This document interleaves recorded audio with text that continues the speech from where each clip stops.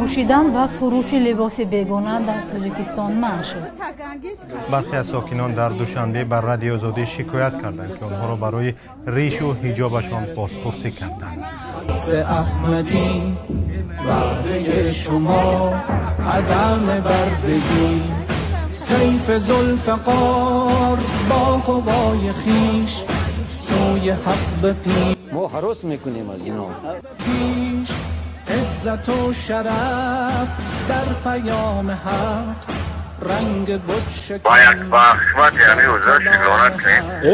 صحنه جهان مرز خون توست، سیرت رسول رهنمون توست، خفته تا بکش. جریمه برای حجاب 3,500 سومانی اگر باشه من ناراضی هستم، برای که کم است 3,500 سومانی جریمه.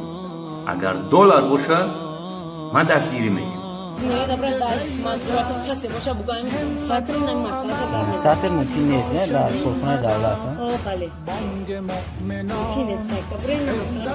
شما چی نام دارید معلومه؟ برادرانی که در داخل و بیرون کشور هستید برخیزید که دین الله را خاک کرده ایستادند و دست به عفت و حجاب خواهرانتان زده ایستادند. برادرانی که در خارج هستید برخیزید جهاد نمایید به خاطر الله سبحانه و تعالی، به خاطر ما زنان.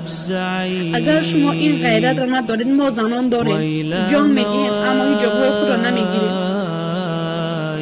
اگر شما جهاد نکنید والله قسم روز قیامت از این طاغوت‌ها نه بلکه از شما شکایت خواهیم کرد که از ما زنان دفاع نکردید. اعتراض به حکومت جمهوری تاجیکستان. من یک زن مسلمان و بعد مادر در آخر تاجیکم. من از منع حجاب و قانون ضد انسانی و ضد دینی آنها راضی نیستم و صدا میبرارم از نام تمام خواهران بی‌دفاع. ما از این قانون راضی نیستیم و این قانونتان را بیکار کنید. شما بی‌راضیگی مردم قانون قبول کرده نمیتوانید. این حجاب نه مال عرب است و نه مال ترک است و نه مال تاجیک است، بلکه مال تمام مسلمانان روی دنیا است و این امر الله است و امر الله بالاتر از امر شماست و قانون الله بالاتر از قانون شماست. ما از حجاب های خود در برابر جان های خود راضی هستیم. یک زن و دختر مسلمان اعتراض دارم با قانون منع حجاب زنان در تاجیکستان و میخواهم که هر چی زودتر این قانون بیکار کرده شود. حجاب این عفت و پاکدامنی زن مسلمان است. حجاب این امر الله عز و جل است. الله عز و جل زنان را به حجاب امر کرده میفرماید: یا ایها النبی قل لازواجک و بناتک و نساء المؤمنین یدنین علیهن من جلابیبهن. ای پیامبر و زنانت و دخترانت و زنان مؤمنان بگو که چادرهای خود را بیندازند.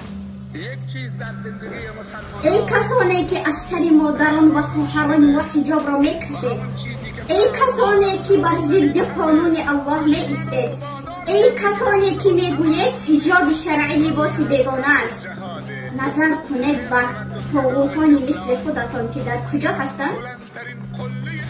با فرعون چی شد؟ با ابرهه چی شد؟ با ابو جهل و مانند آن طاغوتانی که بر ضد قانون الله برآمدند چی شد؟ با آن همه قدرت و لشکرشان الله به خاک یکسانشان کرد. ای تواغیت بدانید که ما کسی از شما نداریم. اگر شما قدرت و جایگاه داشته باشید، ما الله داریم که قادر است در یک لحظه تمام قدرت و تمام جایگاهتون را نیست و نابود کند. آیا مردان این امت امروز اینقدر دیوس شدند که حجاب مادر و زن و خواهرش کشیده می شود اما از ترس کفار ساکت است؟ نظر کنیم به قول عثمان رضی الله عنه که راضی بود تکه تکه شود اما راضی نبود که یک تار از موی همسرش نمایان شود. بگذار جان من و جان تو در راه الله فدا شود، اما گذاشته نشود که حجاب شرعی از سر خواهر مسلمان ما گرفته شود، اما گذاشته نشود که یک تار از موی خواهر ما نمایان شود. ای برادرانم بیدار شوید.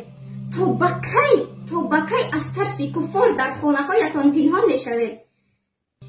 تا بکی در این ظلم تواغیت تسلیم شده خاموش می ایستید؟ تا بکی غفلت؟ تا بکی؟ آیا شما ننگ و ناموس ندارید؟ به حجاب خواهرای ما مادرای ما نرس.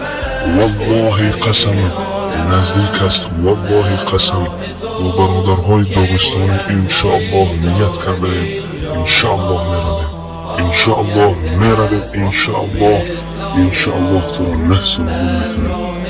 تو از یک لطه، از یک حجاب میترسی، زیرا الله میگد که در قلب آنها ما ترس جایگیر کردیم. ای کسی، من تعجب میکنم از بعضی از ملت ها محارم شما رو، زنت رو، دخترت رو، خواهرت رو، حجابش رو یک پلیس از سرش بر میداره و تو هم توسل نگاه بکنی، میگو من هجرت میکنم. بزنید دت و پارش بکنید. من قتل دون عرضه فهو شهید. رسول الله صلی الله علیه و سلم کسی به خاطر ناموسش کشته بشه شهید است. من قتل دون عرضه فهو شهید. رسول الله صلی الله علیه و سلم کسی به خاطر ناموسش کشته بشه شهید است. به خاطر حجاب خواهرت، زنت، دخترت کشته بشی، شهید بشی، بهتر از این است که بری در کشور کفر در اونجا زندگی بکنی. به خاطر حجاب خواهرت، زنت، دخترت کشته بشی، شهید بشی، بهتر از این است که بری در کشور کفر در اونجا زندگی بکنی.